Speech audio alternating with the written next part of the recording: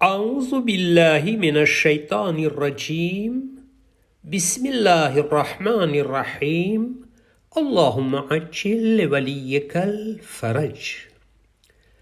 हज़रत अमीरुल मोमिनीन अली इब्न अबी तालिब अलैहिस्सलातु वस्सलाम નહજુલ બલાગાની અંદર હિકમત નંબર 219માં ઇરશાદ ફરમાવે છે કે વધારે પડતું અક્કલ ખરાબ થવાનું કારણ લોભ અને લાલચની વીજળીના ચમકવાના લીધે હોય છે. આ હદીસમાં ઇમામ અલી અલૈહિસ્સલામ બયાન ફરમાવે છે કે અક્કલનું ખરાબ થવાનું કારણ લોભ અને લાલચ હોય છે.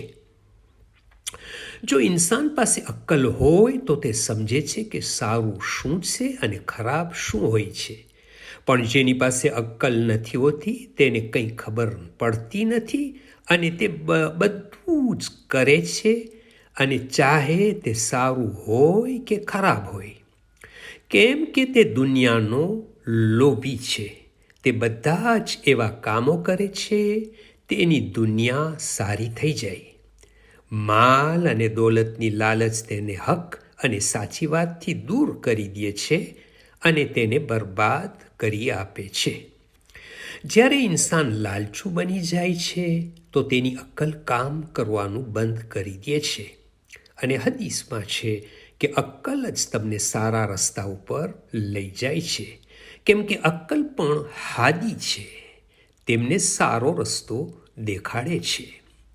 અને જ્યારે અક્કલમાં લાલચ આવી જાય છે તો તે શું સારું છે અને શું ખરાબ છે તે સમજી શકતો નથી.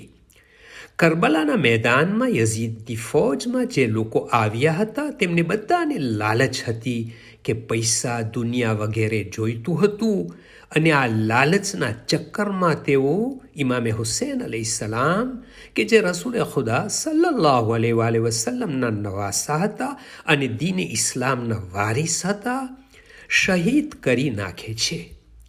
યઝીદ તરફથી તેઓને લાલચ આપવામાં આવી હતી કે માલ મળશે, ઘર દેવામાં આવશે, હુકુમત પણ આપશે, પરંતુ તે લોકોને કશું પણ મળ્યું નહીં અને ઇમામ અલૈહિસ્સલામની શહાદતની સજા પણ ભોગવવી પડી હતી.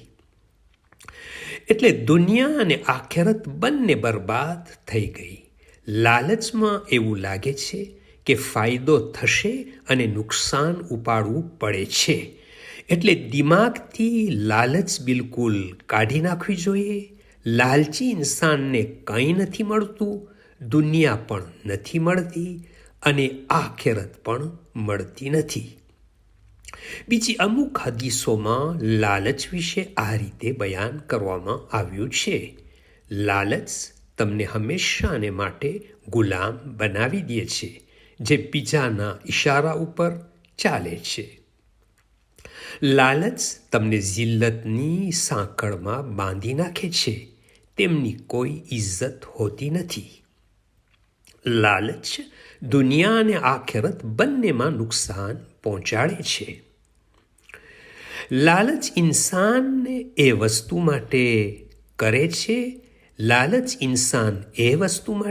છે જે તેના હાથમાં નથી હોતી અને તેને લેવા માટે તે કોશિશ કરે છે.